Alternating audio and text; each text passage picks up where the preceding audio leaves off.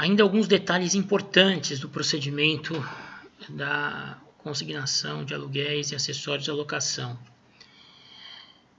Na reconvenção, o locador que entende que os valores consignados pelo locatário autor não são suficientes à quitação do seu débito, nós vimos poderá ingressar com o pedido de despejo, cumulado com o de cobrança, né, dos aluguéis ou das diferenças entre aquilo que foi depositado e aquilo que o locador entende que é correto. E na reconvenção, ele poderá também incluir no polo passivo um eventual fiador do contrato. Vocês sabem que o artigo 343, parágrafo 3º do CPC, permite que a reconvenção seja oferecida pelo réu contra o autor e também contra um terceiro, ainda que esse terceiro não figure originalmente na demanda. É o caso aqui da situação da locação. O locatário ingressa com a consignatória contra o locador. O locador se defende e oferece reconvenção, pedindo despejo do réu pela falta de pagamento dos aluguéis e ainda requerendo a cobrança dos valores que estão em aberto. Essa cobrança pode ser também dirigida concomitantemente ao fiador do contrato. Pouco importa que ele não tenha figurado inicialmente na demanda original, na ação. Ele pode ser trazido aos autos pelo locador réu na reconvenção e figurar no polo passivo da reconvenção juntamente com o locatário. Em outras palavras, existe uma ampliação, né, nesse caso, da participação dos sujeitos processuais. O locador poderá trazer para o processo alguém que originalmente não figurava na demanda, no caso do fiador. Isso tudo de maneira a tornar mais efetiva a prestação jurisdicional e mais célere. Então, essa faculdade é de extrema importância para o locador que não concorda com os valores que são depositados em juízo pelo locatário autor da consignatória. Bem, se porventura o locador na contestação da ação consignatória alegar que os valores depositados são insuficientes, ele obrigatoriamente deverá indicar quais os valores corretos. Isso porque a lei permite ao autor da ação, o locatário, complementar o depósito nos 5 dias subsequentes à sua ciência dos termos da resposta. Então, permite-se ao locatário, autor da consignatória, no caso da contestação do locador réu, impugnar os valores depositados, realizar a complementação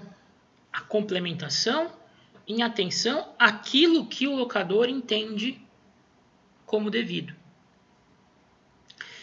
Essa complementação tem que ser feita necessariamente no prazo de 5 dias. Vejam o que diz o inciso 7 do artigo 67 da Lei de Locações.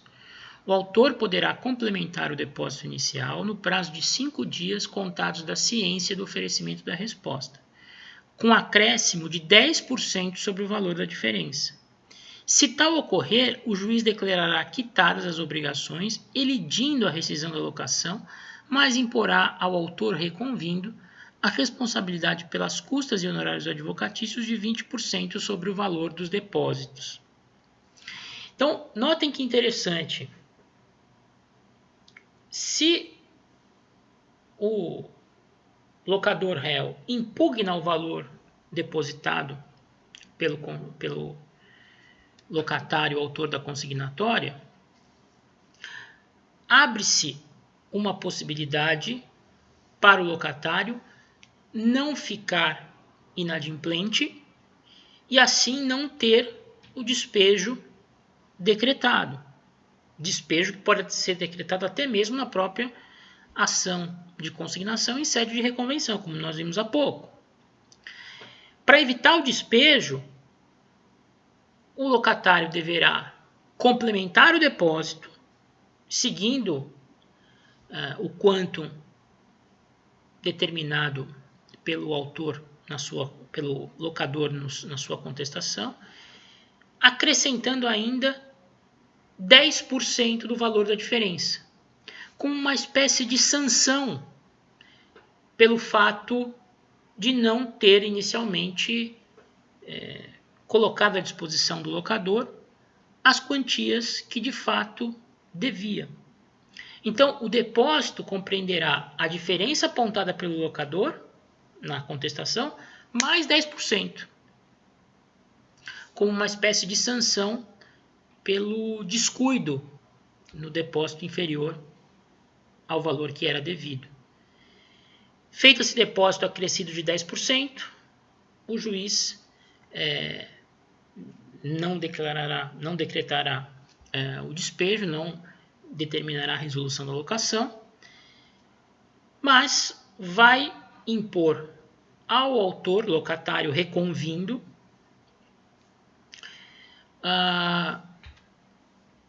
as despesas, as verbas sucumbenciais, né? Custas, despesas processuais e honorários de 20% sobre o valor dos depósitos. Então, vejam que interessante. Existe uma possibilidade, no caso de haver essa diferença apontada pelo locador, do locatário evitar o despejo via reconvenção, bastando, para tanto, depositar o valor da diferença acrescido de 10%. Com isso, o juiz vai extinguir o processo com julgamento do mérito, porque o débito vai ter sido liquidado, e o locatário, o autor da ação, e reconvindo na reconvenção, vai arcar com a sucumbência, 20% sobre o valor dos depósitos. Bem interessante a solução aí dada pelo legislador. Sentença. Então, o procedimento é bem simples. Inicial, citação para levantar o depósito ou contestação. Dependendo da matéria de contestação, se houver oferecimento da reconvenção, possibilidade de complementação do depósito e afastamento do despejo.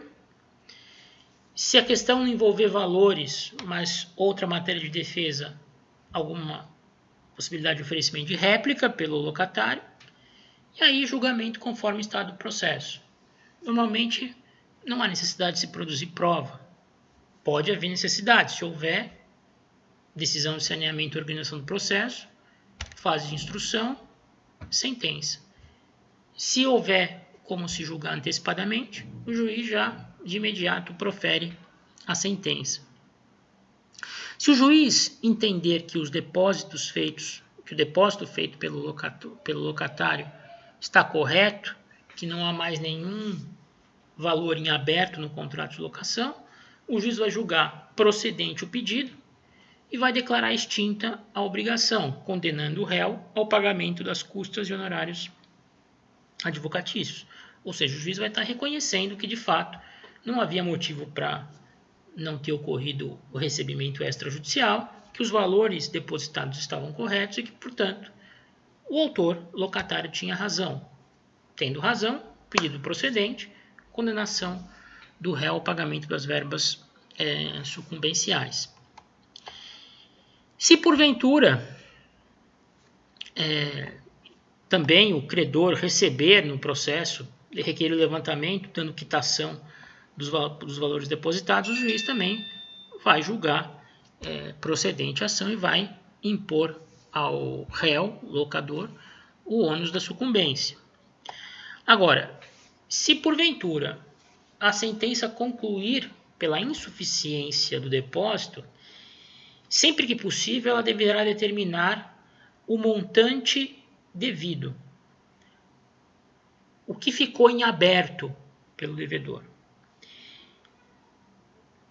Esse reconhecimento judicial do saldo devedor valerá como título executivo, ou seja, o locador da ação, no caso dela ser julgada improcedente em função da insuficiência dos depósitos, poderá usar a própria sentença para receber as diferenças que são devidas, sem prejuízo de uma eventual propositura de ação de despejo.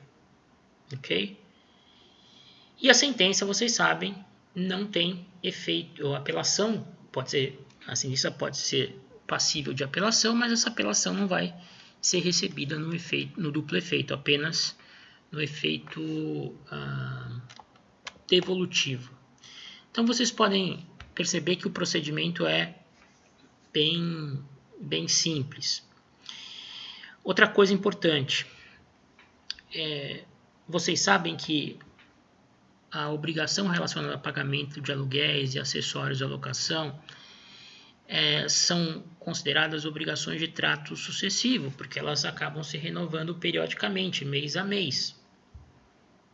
Então, de repente, no momento do ajuizamento da ação, estão lá em aberto, em função do credor ter se recusado a receber, 3 meses de aluguel e 3 meses de IPTU.